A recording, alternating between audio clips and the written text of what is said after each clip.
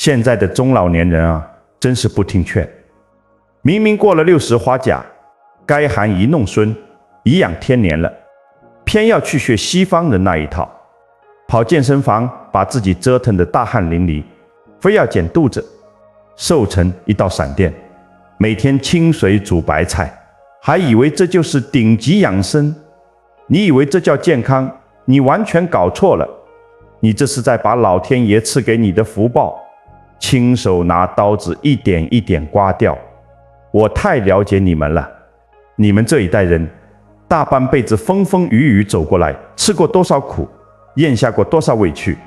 年轻时为了拉扯孩子，为了事业，没日没夜拼命，好不容易退下来了，结果早上起床照镜子，哎呀，怎么双下巴出来了，肚子也鼓起来了，皮肉也松垮了。你们心里害怕，怕老，怕被社会淘汰，怕走在路上没人多看你一眼，更怕家里小辈觉得你是个没用的累赘。结果呢，外面的电视、网络，包括家里的年轻人也跟着瞎起哄。爸妈，你们要控制体重，要去运动。千金难买老来瘦，千金难买老来瘦，这句话坑了多少人，你们知不知道？你们静下心来想一想，西方人那套标准，什么体脂率、肌肉线条，那是给谁设定的？那是给机器设定的参数，那是给20岁血气方刚的小伙子准备的。你一个60多岁、70岁的人，身体已经走到人生周期里的秋冬季节，你非要把好不容易藏起来的那点底气全部挖出来烧掉，这是违背天道的。天地万物都有它的周期规律，你们去看看外面的大树，到了秋天、冬天，树叶必须落掉。为什么？因为它要把养分全部退回到树干里，退回到根里去，这叫保本。如果这棵树在严冬腊月还非要逆着天性强行抽出新芽，那叫什么？那叫反常。反常必有大妖，一阵寒潮刮过来，直接连根拔起，死路一条。人也是一模一样，人过60，阳气开始往里收，五脏六腑经历了60年的风霜，脆弱了，需要保护了。所以你的身体表面，你的皮肉天然就需要一点厚度来保暖，来护住你这大半生积攒下来的底气。老天爷心里明白，他怕你晚年扛不住事，怕你镇不住家宅里时不时刮起的邪风，所以他悄悄在你身上特定的地方给你添上2块腐肉。这是老天爷在给你发护身符，是在给你存晚年的养老金。结果你倒好，花钱受罪，非要把这护身符撕得粉碎。你们自己去观察身边的人，那些拼命节食到了晚年瘦得像干柴一样的老人家，脾气是不是往往特别古怪？是不是越老越暴躁？看谁都不顺眼。家里的小辈是不是都不太敢靠近他们？为什么？因为没有肉来包裹他的骨头，他的锋芒全露在外面，相由心生，他的面相变得刻薄了，孤寒得像一把干枯的刀子。各位，谁愿意靠近一把刀子呢？连家里的福神财神看了都要绕道走，这就叫折福。反过来，你看看那些顺应自然、晚年心宽体胖、气定神闲的老先生老太太，他们遇到天大的事情，往太师椅上一坐，不需要发脾气，不用大声吼叫，那个气场，那个厚重的劲儿，就能把全家人的心都定下来。这就是家里的定海神针。各位，人到晚年，拼的早就不是你的锋芒毕露，拼的是你的厚重，拼的是你的容量。今天我就跟大家好好把这个天机点破。如果你或者你的父母年过花甲之后，身上有2个地方开始悄悄发胖长肉，千万不要去嫌弃，更不要去强行减肥，这绝对不是疾病的征兆，这恰恰是晚年长津那幅镇守家业的顶级面相。听懂了，你晚年的家宅安稳如泰山；听不懂，你折腾掉的就是自己这辈子最后那点福报。我们先从最基础的这层皮囊说起。我见过太多咱们老一辈的企业家，老母亲到了晚年，活的那叫一个憋屈，那叫一个吃亏。你辛辛苦苦打拼一辈子，好不容易把家里的工厂、贸易公司交给儿子打理，或者把几个孩子拉扯大送出国，读了书，现在他们成家立业了。你本以为自己可以享清福了，结果呢？你发现你在家里越来越没有话语权。平时吃饭，你喜欢吃点软烂的红烧肉、炖猪脚，想补补身子，儿子女儿立马眉头一皱，把盘子端走。爸妈，你们怎么还吃这么油腻？你看你肚子上的肉，你看你下巴都2层了。医生说要清淡，要多吃生菜沙拉，要去健身房跑步，要控制体脂率。你听了心里难受，你委屈，你想发火，但又怕破坏了家庭和气，于是你只能忍着，强迫自己去迎合年轻人的标准。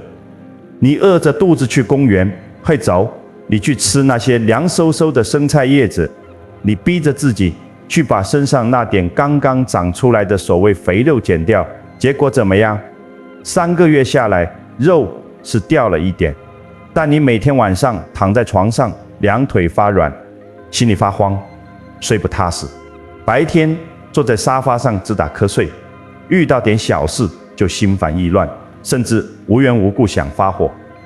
你看着镜子里那个脸颊凹陷、颧骨高耸干瘦的自己，你觉得这是健康吗？你连跟孙子玩一会的力气都没了，这就叫花钱买罪受，自己把自己的福气给折腾没了。为什么90%以上的人在这个痛点上都会犯下大错？因为你们的脑子完全被西方那套直线思维给洗脑了。西方人看人体是把它当成一部冷冰冰的机器，他们觉得人老了就像汽车零件老化了，所以要除锈，要把管道清理得干干净净，要把多余的脂肪像刮机油一样全部刮掉，认为这样机器跑得才快。这叫只见树木不见森林。咱们国人不这么看，咱们老祖宗认为人是一个完整的小宇宙，讲究形神合一，形就是你的肉体，神就是你的精气神。皮肉是什么？皮肉不是西方人眼里的一堆脂肪细胞，皮肉是包裹你这团神气的容器。你到了60岁，你的五脏六腑已经运转了一个甲子，它开始疲惫了，产生的气血不像20岁时那么汹涌澎湃。这个时候，如果你不去把容器加厚，不去蓄积一点皮肉作为库房，你仅存的那点阳气，一阵风吹过来就全散了。西方人只看肌肉线条好不好看，根本不管你内在的气血是不是已经被抽干了。这就是西方直线指标最大的盲点，也是最坑害中国老人的陷阱。你们如果不信，咱们来看看历史。你们去翻翻司马迁写的《史记》，看看咱们老祖宗是怎么衡量一个老人有没有价值，能不能扛事的。战国时期，赵国大将廉颇，那可是威震天下的名将。后来廉颇年纪大了，逃亡到了魏国。赵国这时候被秦国打得节节败退。赵王想起了老将廉颇，想重新启用他，但赵王心里嘀咕啊，廉颇老矣，尚能饭否？他年纪那么大了，还能不能打仗？于是赵王派了一个使者去看看廉颇的身体状况。各位，你们注意听这个细节，赵王派人去测试廉颇，不是去测他的肌肉含量，不是去测他100米跑能跑多少秒，而是去看他能不能吃饭。廉颇见到使者，为了证明自己还有用，他做了一件什么事？《史记》里写得清清楚楚，一饭斗米，肉10斤，备甲上马，以示可用。他一口气吃下1斗米，整整10斤肉，然后披上铠甲，跨上战马。廉颇为什么要狂吃10斤肉？他就是要向天下人证明，我廉颇虽然老了，但我的脾胃依然极其强健，我能吃得下，我的身体就能把这些食物转化为厚实的皮肉，转化为气血的库房。有了这个庞大的库房做支撑，我在战场上遇到再险恶的局面，我的底气还在，我的体力就源源不绝。如果廉颇当时干瘦如柴，吃2口饭就饱了，哪怕他舞剑舞得再好看，赵王也绝对不敢用他。为什么？因为没有库房，一上战场，气血瞬间就枯竭了，那是要打败仗亡国的。只可惜那个使者被廉颇的仇人收买了，回去对赵王撒谎说，老将军虽能饭，然坐请山一时。赵王一听，脾胃坏得藏不住东西，气血完蛋了，这人不能用了。廉颇最终的悲剧不是他老了，而是他明明有强大的储蓄能力，却被剥夺了施展的机会，最后郁郁而终。你们想想，一个连肉都吃不下去，连一点皮肉库房都没有的老人，能在冷兵器时代当3军统帅吗？绝对不可能。所以大家要懂得，天道原典对我们的降维打击，《黄帝内经》里把天机泄露得明明白白。脾为后天之本，气血生化之源，脾胃化生出来的东西储存在哪里？就储存在你四肢百骸、肚子、下巴上这些所谓的老肉里。咱们用大白话来讲，天道是什么？你们去看自然界，水往低处流，这叫顺应地心引力。四季怎么更替？春生夏长，秋收冬藏。你看那深山里的黑熊，到了秋天拼命吃鲑鱼，吃浆果，把自己吃得圆滚滚、胖乎乎的。它为什么要长那一身厚厚的脂肪？因为它知道严冬要来了。如果没有这一身看似难看的肥肉做库房，它在漫长寒冷的冬眠里就会被活活冻死、饿死。人过了60岁，就进入了人生的秋冬季节。你的身体机能天然需要冬藏，这个时候老天爷让你的身体微微发胖，那是老天爷在给你穿防寒服，在往你的粮仓里盆救命的粮食。你不去感恩老天爷的慈悲，反而听信西方那一套，每天强迫自己出大汗，拼命减肥。出汗是什么？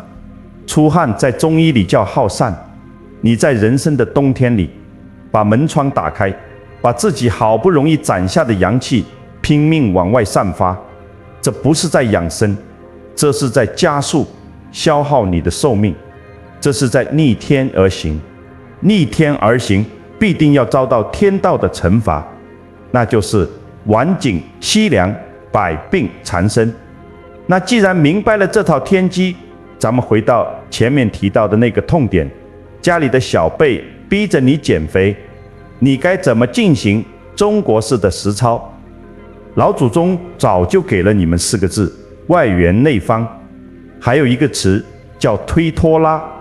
当你的儿子女儿把沙拉推到你面前，让你去健身房的时候，你不要当面跟他们发脾气，不要搞得家庭气压很低，那也是在消耗感情。你要外圆，你笑眯眯地接过来，好好，年轻人的新观念，很好，爸爸知道了，你们真孝顺，这就叫圆润，这就是推拖拉。你的推和拖，先把矛盾化解掉，但是你的内心里必须要有方，你要有自己的定见，你要懂得知止，止在哪里？只在顺应你自己的身体规律上。等他们转过身去，你自己偷偷去厨房给自己炖一碗热气腾腾的肉汤，把脾胃养得暖暖和和的。你去公园，不要跟着年轻人去跑步出大汗，你就背着手慢悠悠地散步，把气息沉下去，微微出一点点细汗就立刻停止，这就叫知止。你顺应了身体的呼唤，保持住了一点微微发胖的体态，每天精神饱满，红光满面，这比任何言语都能让小辈们安心。各位，你们自己去静下心来想想，天底下哪有60、70岁的人瘦得像竹竿一样，还能福寿双全的道理？顺天者昌，逆天者亡。你们是愿意守着老天爷给的气血库安度晚年，还是非要把自己的福气挖得干干净净，去讨好西方的标准？听懂了没有？这才是老祖宗留给咱们的救命锦囊。但是各位要注意了，我说的这个长肉发胖，绝对不是让你胡吃海塞，胖得连路都走不动，那是病态，那是物极必反。老天爷给你长津纳福，最看重的是长在身体特定2个地方的肉，只要这2个地方丰隆了，你晚年的家宅绝对稳如泰山。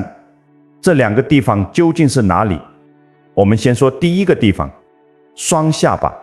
大家每天早上洗脸的时候都能摸得到，不管是在台北的街头，还是在南部的高级住宅区里，咱们很多50多岁、60多岁的老董事长、老板娘，或者家里操劳了一辈子，现在手里有点积蓄的长辈，每天早上起床走到洗手间镜子面前，第一件事不是对着镜子笑一笑，赶自己又平平安安活了一天，而是伸出手，极其嫌弃地去捏自己的下巴，捏着那层软乎乎的肉，左看右看，心里头那个烦躁。哎呀，怎么长出双下巴了？这肉怎么耷拉下来了？太显老了，太难看了。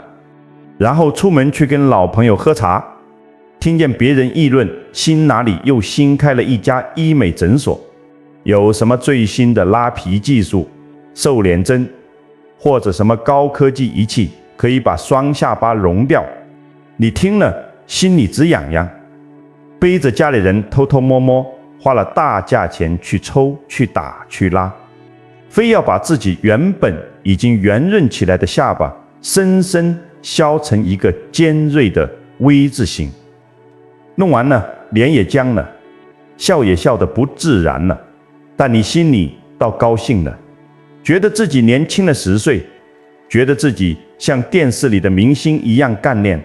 糊涂啊，简直是天大的糊涂。你以为你抽掉的是一堆没用的脂肪吗？你花钱受罪，亲手挖掉的是你晚年安身立命的地库，是你留给子孙后代的家业福田。为什么？我敢说90%以上的人在这个问题上都犯了致命的错误，因为你们已经被西方那种极其刻薄、极其功利的审美观给彻底洗脑了。你们去看看西方人推崇的那种下颌线、清晰尖下巴，那是什么形态？在自然界里，只有捕食者，只有那些凶猛的肉食动物或者年轻气盛，要在丛林里拼杀夺食的猛兽，才需要那种像刀锋一样锐利的骨相。那种面相代表什么？代表着攻击性，代表着向外扩张，代表着六亲不认的效率。你一个已经过了60岁，本该在家族里扮演定海神针角色的人，非要把自己的面相搞成一把尖刀。你要去刺谁？你是要刺你的老伴，还是要刺你的儿女？咱们国人讲究什么？讲究和气生财，讲究厚德载物。尖锐的东西是留不住任何福气的。这就好比一个漏斗，你上面接再多的水，下面是个尖底，水全漏光了，你年轻的时候可以尖锐，因为你要去打江山。你老了，如果还尖锐，那就是标准的孤寒相，刻薄、寡恩、克妻、克子，晚年身边连个真心伺候你的人都没有。你真以为凭着一个尖下巴在家里走来走去，你的儿孙会觉得你很亲切吗？他们只会觉得你这个人很难搞，很挑剔，很不好伺候。咱们来看看历史上的大案，你们就知道老祖宗说的地阁方圆到底在人生的大风大浪里能起多大的救命作用。唐朝有一位忠心名将叫郭子仪，安史之乱，大唐江山摇摇欲坠，是郭子仪力挽狂澜，把国家救了回来。这个人功劳大到功高盖主，在中国历史上，功高盖主的武将有几个能有好下场？韩信被杀了，岳飞被杀了，但是郭子仪呢？历经4代皇帝，手握重兵，最后活到85岁高寿，家里妻子八婿全部在朝廷做大官，每次家里开宴会，子孙多到他自己都认不全，只能点头笑笑。他凭什么能得到中国历史上最完美的晚年？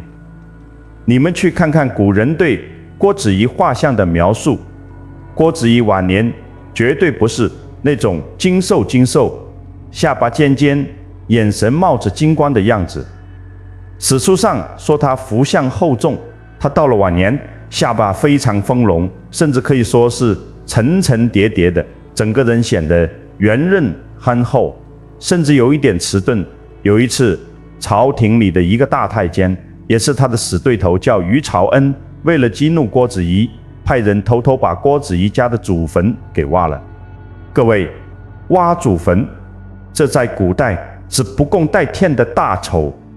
当时郭子仪手握重兵，底下的将领群情激愤，都拔出刀来要跟于朝恩拼命。皇帝也吓得半死，以为郭子仪肯定要造反了。结果郭子仪进京面圣是怎么做的？他没有横眉立目，没有咬牙切齿，他挺着他那个厚重的身躯，顶着他那个圆润的双下巴，扑通一声跪在皇帝面前，嚎啕大哭。他说什么？他说：臣带兵打仗这么多年，手下的士兵军纪不严，也挖过别人的祖坟。今天我郭家的祖坟被挖，不是别人的错，这是老天爷对臣的惩罚。你们听听，这就是大智慧，这就是地库。丰隆的人才能承载得住的天大委屈，他的下巴兜得住肉，他的心胸就兜得住气。皇帝一看，哎呀，郭老令公这么厚道，这么没有锋芒，连祖坟被挖了都能咽下这口气，他绝对不可能造反。于是皇帝彻底放下了戒心，郭家一家老小再次转危为安。如果郭子仪晚年是一个尖嘴猴腮、下颌线跟刀片一样锋利的人，遇到这种事，他能忍得住吗？他那骨子里的戾气早就爆发出来了，一爆发就是满门抄斩。所以郭子仪晚年的双下巴，那不是脂肪，那是护佑他整个郭氏家族妻子八婿的防弹衣。咱们把这个道理用天道原典给大家降维拆解一下。易经里面，乾卦代表天，坤卦代表地。古人看相把人的脸分为3庭，额头是上庭，代表天，代表你早年的运势；下巴和腮帮子这一圈叫下庭，代表地，代表你晚年的运势。地应该是什么样的？易经里讲，地是坤，君子以厚德载物，大地必须是广袤的、厚重的，能够承载万物的。如果地变成了尖尖的一块石头，它能种出庄稼吗？它能盖起高楼大厦吗？根本不可能。你的下巴在面相学里叫地格，它就是你的地库。你晚年的财富，你儿孙的孝顺，你的健康，你的福气，全部都要像水一样顺着你的脸流下来，最后汇聚在你的下巴这里。如果你有一个丰隆圆润，甚至微微堆起肉来的双下巴，那就相当于你在人生的大地里挖了一个极其宽广、极其深厚的聚宝盆，所有的福气流下来，全都被你兜住了。你兜住了福气，你就能反哺你的家庭。你坐在客厅里，哪怕一句话不说，你那种厚重安稳的气场，就能让全家人觉得心安。相反，如果你非要去削骨抽脂，把下巴弄得尖尖的，福气流下来直接划走了，滴水不流，这就叫晚景破败。这就是为什么很多晚年强行追求干瘦的人，最后往往落得个钱财散尽，儿女远离孤苦伶仃的下场。因为你的地基被你自己给铲平了。既然大家听懂了这个天道规律，那回到咱们现实生活里，你该怎么去实操？老祖宗给了我们一套心法，那就是在情理法中运用推拖拉，最终做到外圆内方。当你照镜子看到自己双下巴的时候，你首先要在心里给自己道个喜，哎呀，老天爷终于开始给我发养老金了。你不要焦虑，如果有一天你带着小孙子在客厅里玩，小孙子调皮伸手去扯你下巴上的肉，说：爷爷奶奶，你这里好胖哦，你千万别觉得丢脸，也别生气，这就是你练习推拖拉里拉自觉的最佳时机。你顺手把孙子拉进怀里，笑眯眯地告诉他：乖孙呢，这不是胖，这是爷爷的福袋，这福袋里面装的全是保佑咱们家平平安安的福气，扯一扯福气就更多了。这就是中国式的智慧。你这一笑，你下巴的线条自然就更加圆润了，你的心境也跟着宽广了。你没有去跟自然规律对抗，你顺应了它，你把它转化成了家庭里最温馨的互动。你内心里那个方是什么？就是你要坚守住自己的定见，绝对不要被外面那些乱七八糟的医美广告、那些西方指标给忽悠了。他们想赚你的钱，还要折你的寿。你要明白，圆润厚重才配得上你这一生积累的功德。各位，你们自己去静下心来想一想，你到底是想要一个冷冰冰、尖锐锐，把家人都刺伤的下颌线，还是想要一个温润如玉，能把满堂儿孙满天的福气都兜在怀里的福德宫？听懂了没有？留住你下巴上的肉，就是留住了你家宅的定海神针。但是光有一个兜福气的下巴还不够。人活一辈子，谁没有受过委屈？谁没有生过闷气？那些陈年旧账，那些家庭里解不开的疙瘩，如果不找个地方装起来，它就会化成戾气，把你的福报烧得干干净净。老天爷极其慈悲，他又在咱们身上准备了第二个极其重要的化粪池和大金库。那个地方一旦鼓起来了，你这辈子的恩怨情仇就彻底化解了。那又是哪里呢？我们先讲的下巴，那是兜住福气的地方。但人活着一辈子，除了福气，难道就没有别的了吗？你们自己摸着良心想一想，这大半生走过来，除了赚到一点钱，成了一个家，你们肚子里咽下去最多的是什么？是委屈，是闷气，是不被理解的心酸。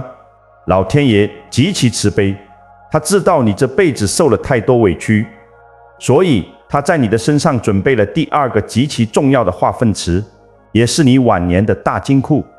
那个地方一旦微微鼓起来，你这辈子的恩怨情仇就有了安放的去处。这就是接下来我要讲的，也是很多中老年人最深恶痛绝的部位，你们的肚子。各位，咱们再次回到你们最熟悉的生活场景里去。咱们很多60岁上下的朋友，尤其是男同志，以前做生意、跑业务或者当主管，那叫一个雷厉风行、西装革履。现在年纪大了，退休了，或者退居二线了，每次换衣服、系皮带的时候，一低头看到自己肚子上那一圈鼓起来的肉，心里头就没来由的烦躁。你会怎么做？你拼命吸气，想把肚子收进去，你跑去买那种紧身的塑形衣，把自己累得喘不过气来。你甚至听信网络上的偏方，每天在肚子上裹保鲜膜去跑步。你为什么这么恨你的肚子？因为你觉得它代表着油腻，代表着衰老，代表着你失去的对这副肉体的控制权。但你们有没有发现一个极其可怕的连带反应？当你极其嫌弃自己肚子的时候，你的脾气会变得非常差，你看什么都不顺眼。孩子在外面应酬回来晚了，你一看他那个随意的样子，火气就上来了，忍不住要骂两句。媳妇买了一件稍微贵点的衣服，你心里头就开始嘀咕，觉得年轻人不懂得勤俭持家。孙子在客厅里吵闹，你觉得老人都在疼，拍着桌子就吼。家里人觉得你变了，变得不可理喻，变得爱钻牛角尖，你自己心里也苦啊。我这不都是为了这个家好吗？他们怎么就不领情呢？各位，你以为你是在生家人的气吗？错，你是在生你自己的气。你无法接受自己变老的事实，你把对自己肉体失控的焦虑全部发泄到了最亲近的人身上，而你越是发火，越是强行去减肚子，你的心胸就变得越狭窄。这就是人性的最大误区。你们完全搞反了肉体和精神的关系。西方人推崇什么？推崇8块腹肌，推崇平坦的像搓衣板一样的肚子。各位，你们去看看解剖学，当一个人的肚子呈现出8块腹肌的时候，他的核心肌肉是处于什么状态？是高度紧绷的，是随时准备战斗或者逃跑的。你一个60多岁的老人家，已经从人生的战场上退下来了，还需要天天保持那种咬牙切齿，随时准备跟人拼命的紧绷状态吗？如果你连肚子都放松不下来，你的精神怎么可能放松？你的神经天天绷着一根弦，一点风吹草动你就炸毛。你家里的风水能好得了吗？咱们国人不信西方那一套，咱们国人信什么？你去台湾任何一座大庙，你走进山门，第一个迎面坐着的是谁？是弥勒佛。你看看弥勒佛长什么样？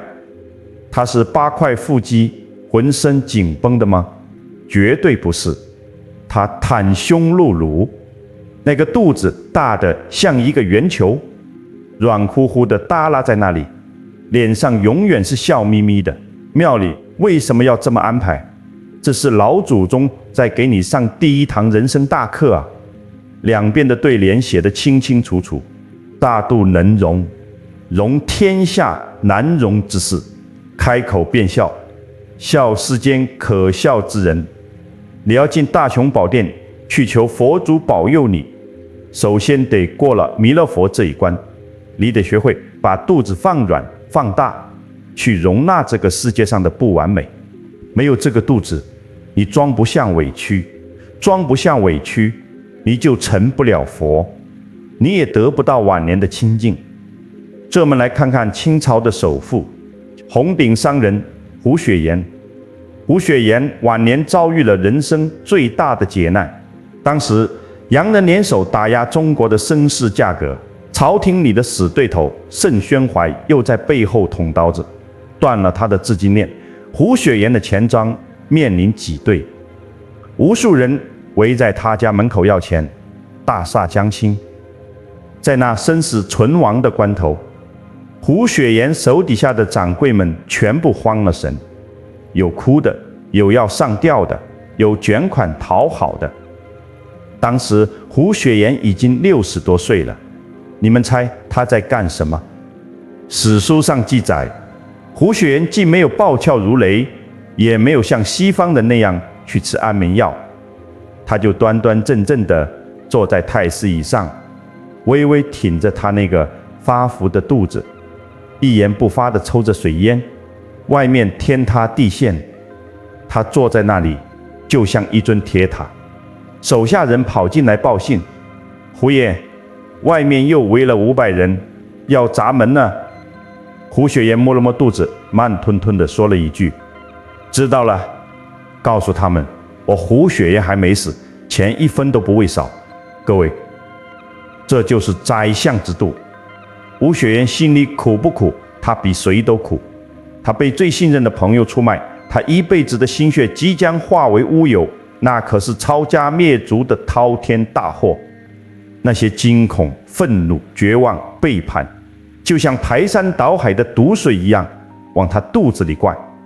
如果胡雪岩当时是一个肚子紧绷、没有丝毫容量的人，他的心脏当场就会气得爆炸，他的脑血管立刻就会破裂。但是他没有，他用他那个厚重圆润的肚子，深深地把这些常人根本无法承受的剧毒全部咽了下去，全部消化在了这方寸之间。他坐在那里，就是在用他厚重的肉身给全家人、给全商号的人当避风港。这就是一个中老年男人的终极底气。能容得下多大的委屈，你就能压得住多大的阵脚。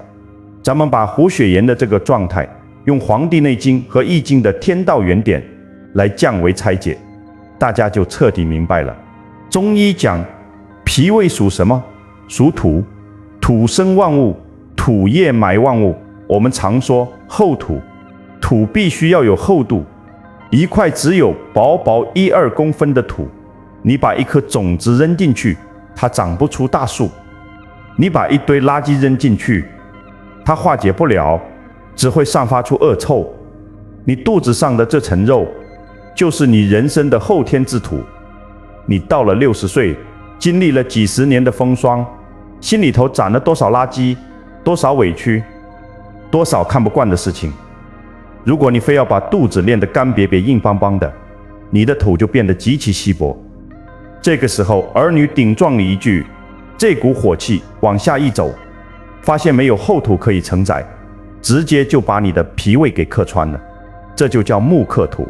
所以你越是肚子干瘪，越是紧绷，你一生气就气得胃痛，吃不下饭，整夜失眠，因为你的委屈没有地方化解。当你顺应天道，接受了自己微微发胖的肚子，你的土变厚了。这时候外界再有什么不顺心的事情砸过来，就像一颗石头砸进了厚厚的海绵里，或者砸进了深不可测的泥潭里，陷进去了，没有回音，连个浪花都翻不起来。这就叫厚德载物，这就叫宰相肚里能撑船。还要在哪里撑？要在有容量的深水里撑，绝对不是在浅水洼里撑。那既然懂了这套道理，在咱们的日常生活中，当你面对那些让你血压升高的家庭矛盾时，你应该怎么做？老祖宗给了我们最高级的实操心法，那就是3个字：推拖拉。怎么用肚子来推拖拉？举个最简单的例子，周末儿子媳妇带着孙子回来吃饭，媳妇在饭桌上为了教育问题把孙子骂得哇哇大哭。一做爷爷奶奶心疼啊，你的第一反应肯定是想拍桌子站起来，大周末的你骂什么孩子？我当年也没怎么打过儿子。各位，你要是这么一喊，完蛋了，战争爆发了，这顿饭全毁了。如果你有这个宰相之度，你该怎么做？你安安稳稳地坐在椅子上，手放在自己微微凸起的肚子上，轻轻地抚摸2下。这抚摸的2下，就是在给你自己一个物理上的缓冲时间，这就是拖。在这拖延的几秒钟里，你肚子里的后土开始运转，把你的怒气往下沉，然后你笑眯眯地转过头去，不看媳妇，你看着儿子说一句：哎呀，现在的学校作业真是多啊，也难怪孩子们有压力，大人也着急。这就是推和拉，你没有直接对抗。媳妇，你把矛盾推给了学校，作业多，然后你把儿子的情绪拉到了大人也着急的共情上来。你一句话既给了媳妇台阶下，又安抚了场面。你为什么能做到这么圆融？因为你有一层厚厚的肉作为你的心理缓冲带，你没有被情绪直接击穿，你接受了身体的松弛，你的心境自然就跟着松弛了。各位，你们自己去想一想，你是愿意为了迎合外人那种肤浅的眼光，去把肚子搞得硬邦邦的，每天在家里像个刺猬一样跟儿女战斗，最后落得个气滞血瘀，家无宁日，还是愿意顺应老天爷的安排，留着这微微凸起的宰相之肚，把大半辈子的委屈全部化作肚里的浑厚之气，往那一坐，笑看风云，做全家人最安稳的靠山。听懂了没有？这哪里是肥肉啊，这明明是老天爷赏给你的忍辱铠甲。但是各位千万不要以为有了厚下巴大肚子，你就能在晚年高枕无忧了。这只是你在防守家庭内部的矛盾。人活一世，外部的宇宙环境时刻在变化。如果你不懂得在最关键的时刻把这股气藏起来，老天爷给你的福肉再多，也会被外面的邪风给吹得一干二净。这背后究竟藏着怎样一套关于秋收冬藏的续命密码？前面咱们讲了下巴和肚子，那是在你们的身体上找库房。但是各位，光有库房还不行，老天爷给你们建好了库房，你们却天天违背天机，自己跑去把库房的大门给砸了，把里面救命的宝贝往外扔。这叫什么？这就叫作死啊！所以接下来这一部分，我们要讲一个极其宏大的宇宙规律。这个规律你如果违背了，哪怕你吃再多的补药，你也会把自己的福气给耗个精光。各位朋友，我再给你们描绘一个场景，这个场景每天清晨都在咱们大大小小的公园、运动场，甚至那些爬山的步道上，真实地上演着。你今年65岁了，每天早上5点钟，天还没亮，冷风嗖嗖地吹，你准时从暖烘烘的被窝里爬起来。为什么？因为你跟几个老伙计约好了要去爬山，或者去跑5公里。你穿着一身紧身的运动服，为了证明自己宝刀未老，你跑得比谁都快，爬得比谁都猛。到了山顶，你满头大汗，衣服全湿透了，你迎着冷风，大口大口地喘着粗气，还得意洋洋地拍了张照片发到家族群里。看看你们爸爸，我65岁，这体能不比你们20岁的年轻人差吧？群里小辈一同点赞。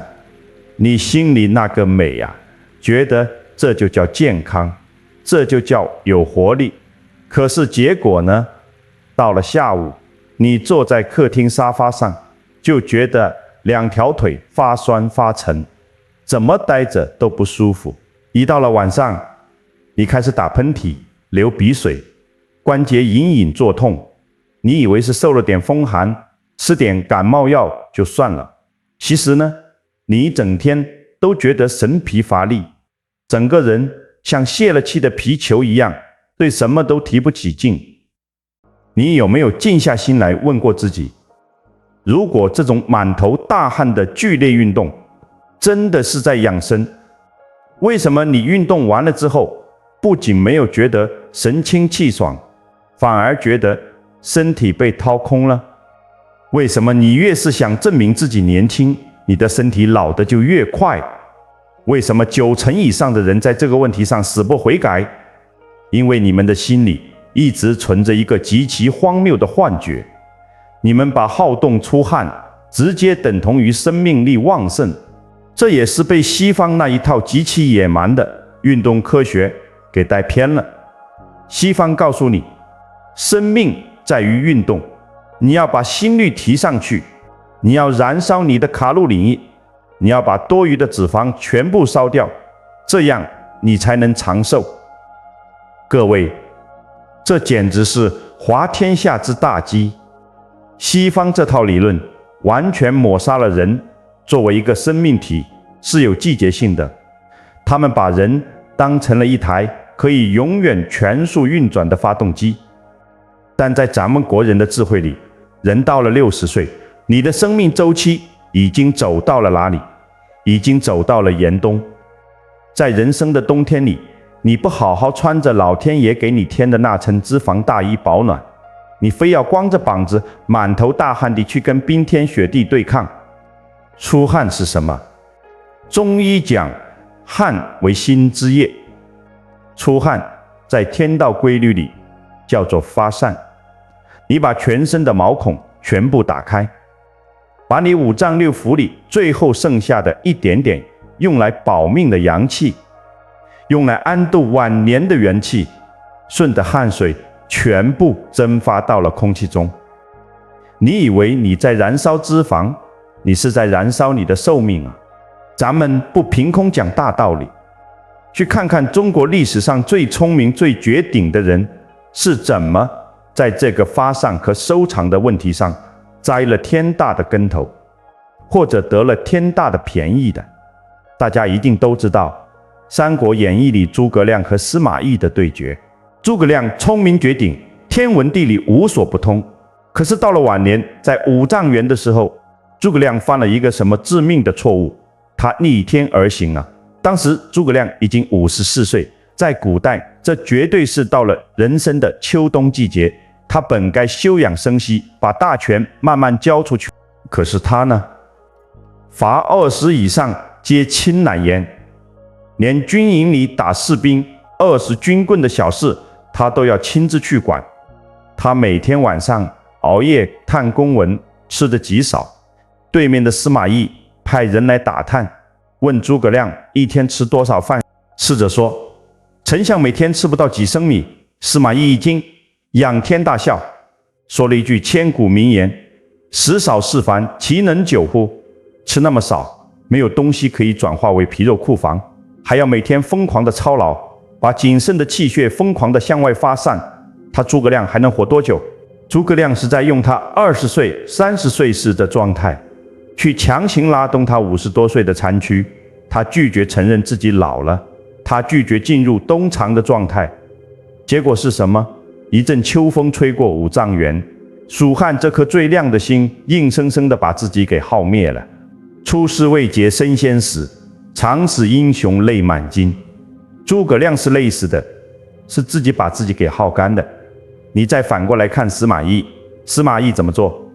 诸葛亮天天在阵前叫骂，派人送女人穿的衣服给司马懿，极尽羞辱之能事，想逼他出来打仗。这时候司马懿手下的将领都气炸了，纷纷请战。大都督，咱们不能受这个窝囊气啊，冲出去跟他们拼了。司马懿怎么干的？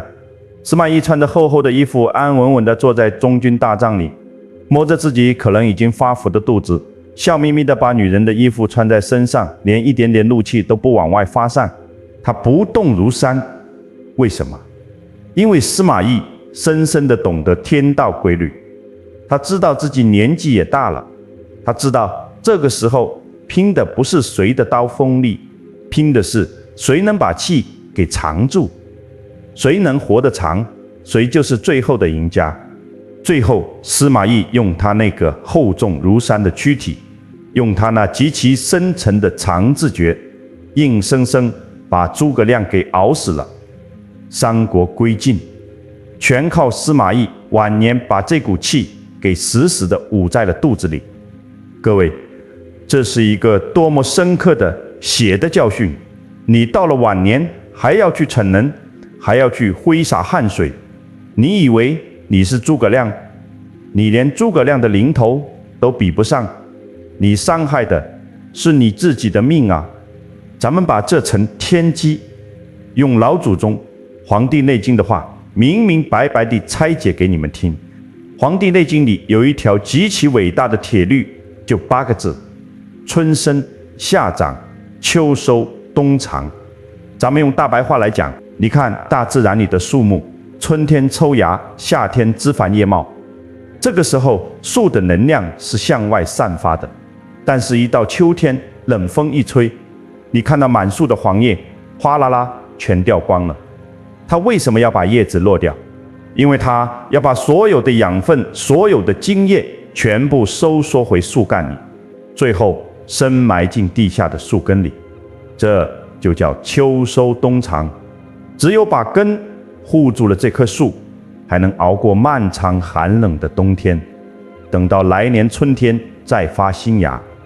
如果一棵树在冬天里非要长叶子开花，那就是妖树，一场霜冻下来，直接冻死，连根拔起。人也是完全一样的，你从出生到40岁，那是你的春夏，你尽可以去奋斗，去出汗，去消耗。但是过了60岁，你进入了人生的秋冬。这个时候，老天爷为了帮你冬藏，他做了一件极其慈悲的事情，他让你的新陈代谢慢下来，他让你的肚子上、下巴上、腰上开始长出一层软乎乎的肉。这层肉是干什么用的？那是老天爷怕你漏气，给你身体表面气上的一堵保温墙，那是你的冬大衣。你不仅不感恩这件大衣，你还非要去跑步，去健身，用各种激烈的方式把这件大衣给撕烂。你把你的汗毛孔全部强行打开，让你肾里头那一点点宝贵的先天之本全部漏了出去。你这不是在养生，你是在催命。那你们肯定要问了，难道人老了就天天躺在床上不动吗？当然不是。咱们国人讲究实操，讲究情理法理的知止。下次如果有老朋友再打电话来，老林，明天早上5点半，咱们去爬7仙山，去跑马拉松啊！你要怎么做？你不要当面说，那个伤身体，我不去，这样太伤和气。朋友都没得做，你要用推、拖、拉的拖自觉。你笑眯眯地说：“哎呀，太好了！不过我这几天膝盖稍微有点酸，老伴也不让我吹风。你们先去，等太阳出来了，我去山脚下的公园跟你们会合泡茶。”这就推掉了。那你自己该怎么运动？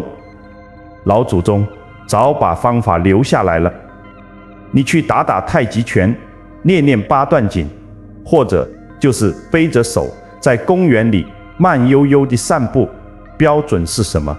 标准就是微微出汗，只要额头上或者后背上刚刚有一点点湿润的感觉，立刻停止，马上把外套披上，把汗收回去。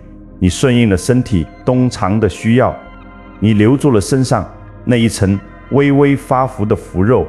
你会发现，你虽然没有练出8块腹肌，但冬天不怕冷了，走路底气足了，晚上睡觉极其安稳，一觉到天亮。这就叫顺天者昌。各位，你们自己去静下心来想想，老天爷给咱们定了这套秋收冬藏的规矩，那是为了保护我们脆弱的晚年啊！你是愿意像司马懿一样，披着你那层厚厚的腐肉，安享晚年，护佑子孙，还是愿意学那些无知的人，把救命的阳气当成汗水一样挥霍掉？听懂了没有？守住你的汗水，就是守住你的寿数。但是各位，你把气血藏住了，把自己的身体养好了，难道这就天下太平了吗？绝对不是。人到了晚年，最怕的不仅仅是自己生病，更怕的是家里突然刮起一阵邪风，比如经济危机、儿女离婚、突发横祸。当这种天崩地裂的变故砸下来的时候，如果你没有一定的分量，你是根本压不住阵脚的。没有这2斤腐肉，你拿什么去替儿女挡灾？这背后又是一套极其深奥的厚德载物的镇宅心法。咱们把这具肉身的内忧讲透了，告诉大家怎么藏住自己的精气神。但是各位，人活在世上，不仅仅是你自己身体好就行。既然你活到了60、70岁，你就是你们这个家族的树根。外面的世界千变万化，谁家还没有个3灾6难？这就引出了我们接下来必须要讲透的最核心也是最残酷的一层天机。各位，咱们来设想一个极其现实甚至有点残酷的场景，你一定要把自己带入进去听。假设有一天半夜，家里的电话突然响了，儿子在电话那头带着哭腔告诉你，他跟朋友合伙开的那个加工厂因为供应链断裂彻底破产了，外面还欠了上千万的债务，债主明天就要上门来封房子。又或者是女儿哭着跑回娘家，告诉你女婿在外面有了别人，现在要把他扫地出门，连外孙的抚养权都要抢走。这就是家庭里突如其来的邪风变故。这个时候，全家人的天都塌了，所有的目光都会集中在你这个长辈身上。如果你平时天天迷信西方那一套，为了追求什么线条、什么体脂率，把自己饿得皮包骨头，减得干瘦干瘦的，你听到这个噩耗的第一反应是什么？你的气血本来就虚，被这突如其来的惊恐一下，你的气机瞬间就乱了，你立马觉得天旋地转，心跳加速，血压飙升，两眼一黑，扑通一声就倒在地上了。结果是什么？儿子女儿本来就已经焦头烂额了，现在好了，生意破产不去处理，离婚官司不打，全家人大半夜叫救护车把你送到急诊室去抢救。你不仅没有帮他们压住阵脚，你反而成了压垮这个家庭的最后一把稻草，你成了儿女最大的累赘。这就叫一吹就倒，满盘皆输。为什么90%以上的现代人到了晚年扛不住事？因为你们不懂得物理学，更不懂得天道命理学。西方人教你们要轻盈，要骨感。各位，你在大自然里去看看，什么东西是轻盈的？芦苇是轻盈的，墙头草是轻盈的，风筝是轻盈的。结果呢？风一刮，芦苇就折断了，墙头草就倒伏了，风筝的线一断就不知道飘到哪个臭水沟里去了。轻薄就意味着没有定力，你的肉身如果没有一点厚度，没有一点重量，当外界巨大的情绪冲击砸过来的时候，你就像一张薄薄的纸片，瞬间就被撕裂了。你的神经系统没有缓冲地带，你的五脏六腑直接承受巨大的惊吓。这种人哪怕平时检查身体各项指标都正常，只要一遇到大事，立刻就垮掉，甚至一病不起，直接被带走。各位，要想在狂风暴雨中屹立不倒，咱们得去学学晚清第一名臣曾国藩。曾国藩这一辈子，那是真正在刀尖上跳舞，在血海里翻滚。到了晚年，他遇到了人生中最大的一场危机，史称天津教案。当时天津的老百姓和洋人起了巨大的冲突，打死了洋人。西方列强开着军舰到了大沽口，大清国的江山危在旦夕。朝廷吓破了胆，派曾国藩去处理这个烂摊子。曾国藩怎么处理的？为了保全国家不被列强开战灭亡，他只能咬着牙判了几个带头的国人死刑，赔偿洋人的损失。这个判决一出来，全天下的人都在骂他曾国藩的门生故旧，写信来骂他是汉奸。湖南老家的人把他当成家族的耻辱，骂名铺天盖地地砸向这个60多岁的老人。换作一般人，被全国人民这样指着鼻子骂，早就气得吐血身亡了。曾国藩当时也是重病缠身，右眼已经失明了。但是你们去看看曾国藩晚年的画像，去看看当时曾国藩身边人的日记是怎么写的。当时的曾国藩身躯已经非常庞大厚重，他坐在总督府的太师椅上，就像一尊肉身菩萨，一动不动。外面的折子像雪片一样飞来，全是骂他的。外面的洋人还在步步紧逼，曾国藩每天照样吃他的饭，照样写他的日记，照样练他的书法。他身边的心腹幕僚都快急疯了，跑进去问大帅，天下人都在骂您，皇上对您也起了疑心，咱们这可怎么办呢？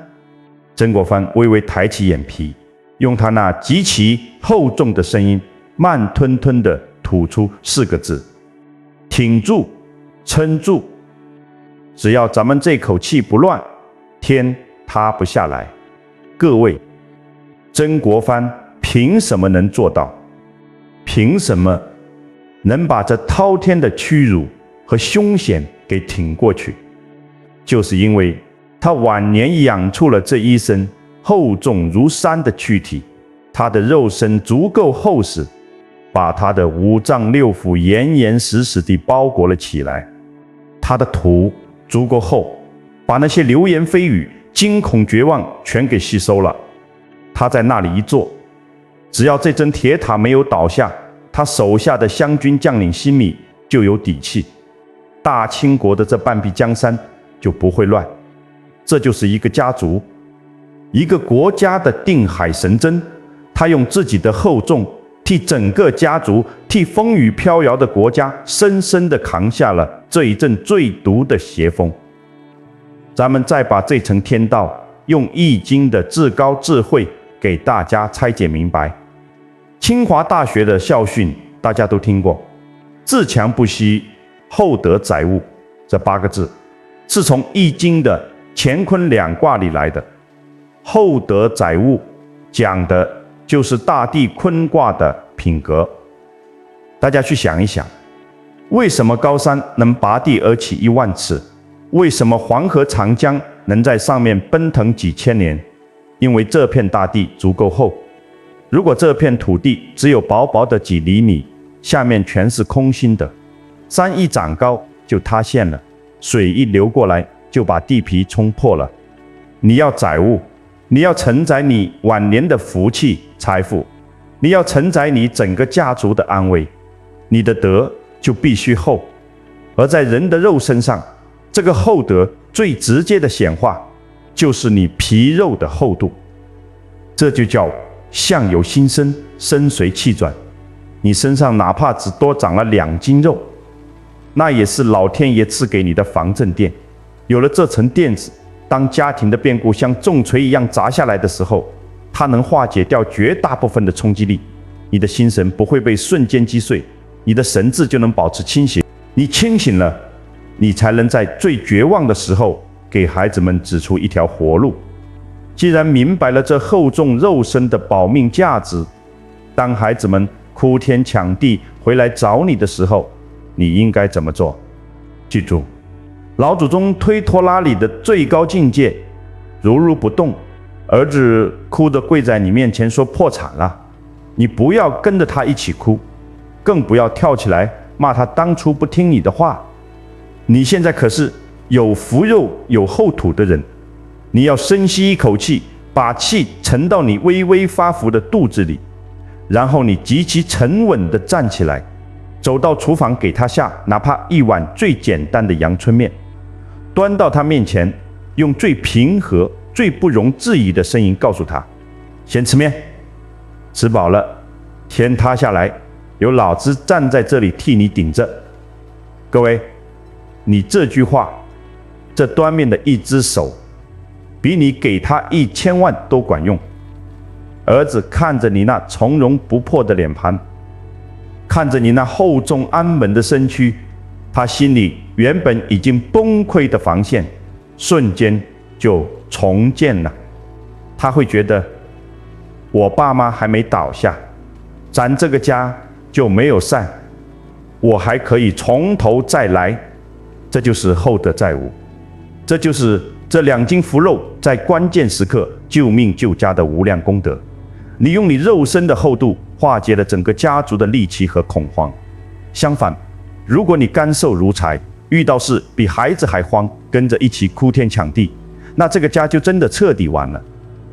各位，你们自己去静下心来想一想，你到了这个岁数，到底是要一张好看但不中用的瓜子脸小蛮腰，还是要一副能替儿女挡风遮雨，能把家族气运死死压住的厚重皮囊？听懂了没有？这根本不是什么肥胖的问题，这是关乎你晚年家宅能不能保得住的生死大关。讲到这里，我相信绝大部分人已经彻底顿悟了，再也不敢去随便折腾自己身上的腐肉了。但是人这一辈子最大的敌人，往往不是外面的变故，而是自己内心的执念。很多老人家虽然身体发福了，但心却始终停不下来，还在跟小辈争夺控制权，还在证明自己的价值。这种人即使有福肉，最后也会把福气给折腾光。所以老天爷在这个周期规律的最后，还留下了最凶险的一道关卡。跨过去的你就是老神仙，跨不过去，你晚年依旧是一地鸡毛。这道关卡叫什么？前面这几部分，我把这己肉身的厚度和它能兜住的福气给各位彻彻底底的讲透了。只要你顺应天道，不去瞎折腾，你晚年的这座粮仓就算是建起来了。但是各位朋友，这是最后一道关卡，也是最凶险的一道鬼门关。老天爷把粮仓给你建好了，里面也装满了福报，可如果你自己天天在粮仓里面点火，天天在里面扔炸药，你就算有100个下巴，1000个大肚子，最后也会烧得连灰都不剩。这最后一把火，就是你心里的不甘和执念。咱们再来看一个最让人痛心的场景。这样的老人，我们在街头巷尾，在那些看似富丽堂皇的透天厝里见得太多了。这位老先生老太太面相很好，下巴有肉，肚子也微微发福，按理说应该是个极其安稳的晚年。可是你走进他们家一看，全家人都躲着他。为什么？因为他的嘴巴永远停不下来，他的脑子永远在高速运转，他在家里就像一个永远在巡逻的监工。儿子在公司里谈了一笔生意，亏了一点钱，他坐在客厅的太师椅上，用手指着儿子的鼻子，足足骂了2个小时。我当年是怎么教你的？你为什么不听我的？你这个败家子！我的心血全被你毁了。儿媳妇给孙子报了个补习班，他又要插嘴。小孩子报什么补习班？我们那个年代天天在泥巴里打滚，不照样考大学？你们就是乱花钱，就是不会过日子。家里买颗菜，换个灯泡，甚至晚饭吃哪道菜，他全都要管。只要有一点点不顺他的心意，他立刻就暴跳如雷。他每天晚上躺在床上翻来覆去睡不着，脑子里全是在回放今天谁谁谁又顶撞了他，明天还要怎么去纠正他们。各位，你以为你这是心系家庭？你这是在把全家人逼疯。你的肉身虽然停下来了，但你的灵魂还在战场上疯狂的厮杀。你每天都在生气，中医讲怒伤肝，你这叫什么？你这叫做火烧功德林。你大半辈子积攒下来的那点福气，老天爷赏给你的那2斤福肉，全被你这一把把的无名火给熬干了，烤化了。为什么90%以上的老人到了这个岁数还这么爱较劲？因为你们的内心深处充满了极其深重的恐惧。这也是西方那种极其功利的社会达尔文主义给你们种下的毒瘤。西方人认为，一个人的价值取决于他能掌控多少东西，取决于他能输出多少指令。在那种直线思维里，如果你不发号施令了，如果你不管事了，你就等于没有价值了，你就成了一个废人，随时会被社会和家庭抛弃。咱们国人根本不信这一套荒谬的逻辑。老祖宗告诉我们，天地是一个巨大的循环，春天你播种，夏天你除草，到了秋天冬天，你的任务是什么？你的任务就是放手，就是把土地交给下一代。如果你在冬天里还非要拿着锄头去刨地，你不仅种不出庄稼，你还会把地下冬眠的种子全部刨死。你总觉得儿子不如你，可是各位，你想想，你30岁的时候，你父亲是不是也觉得你什么都干不好？一代人有一代人的造化，儿孙自有儿孙福。你死死攥着那个权力不放，你不叫负责，你叫逆天越权。我们来看看中国历史上把这个放手的智慧演绎到极致的人。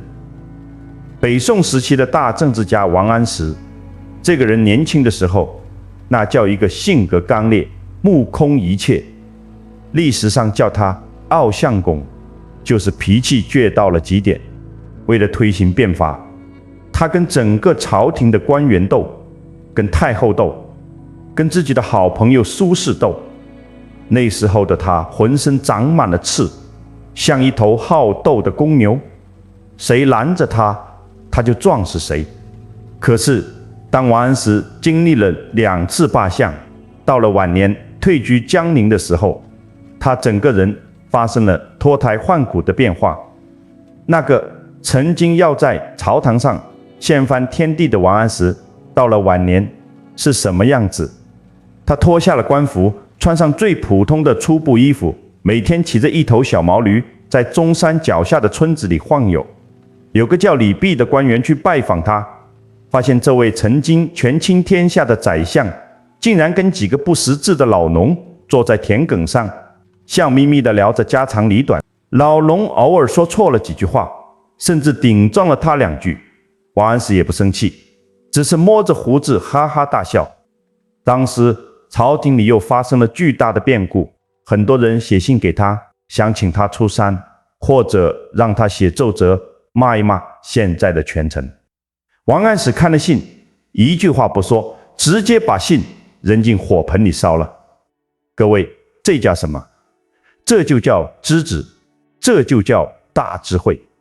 王安石不知道外面的局势烂透了吗？他当然知道，但是他更知道自己人生的季节已经过去了。他这把老骨头，这具已经开始发福迟钝的肉身，已经承载不起那种毁天灭地的政治斗争。如果王安石晚年还像年轻时那样，听到一点不顺耳的话就拍案而起，看到一点不如意的事情就要写奏折去骂，他的心神就会瞬间大乱，他那副虚弱的身体当场就会崩溃，他根本活不到近70岁的高寿。他他放弃了执念，他不跟天斗了，他不跟命斗了，他顺应了自然老去的过程。他那首流传千古的诗是怎么写的？细数落花应作酒，缓寻芳草得归迟。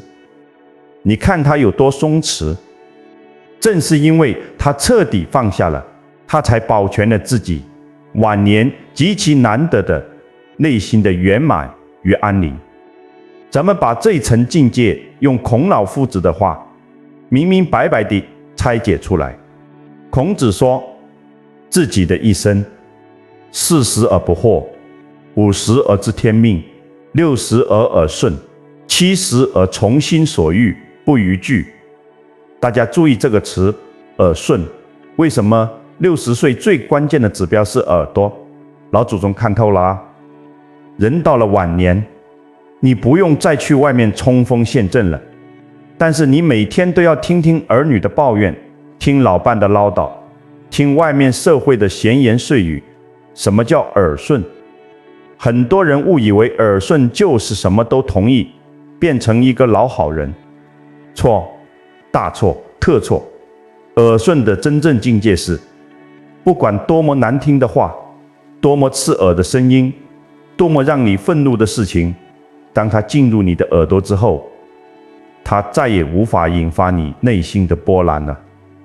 它就像一阵风吹过山谷，风声很大，但山还是那座山，动都不动一下，你的气机再也不会跟着别人的言语去上下翻滚了，因为你懂得了水往低处流的道理，你懂得了世间万物各有各的因果，你看透了这层规律，你自然就不生气。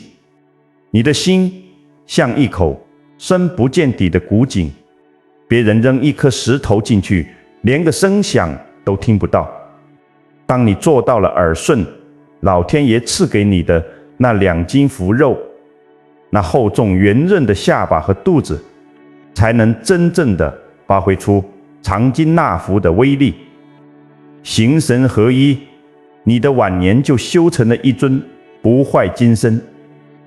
那我们在家里怎么练这个耳顺的知止之智？我再教你们一招极其管用的推拖拉。吃完晚饭，儿子又在客厅里高谈阔论，说他要拿房子去抵押投资一个什么稳赚不赔的虚拟货币。你一听，这不就是骗局吗？你的火气蹭地下就要冒出来了。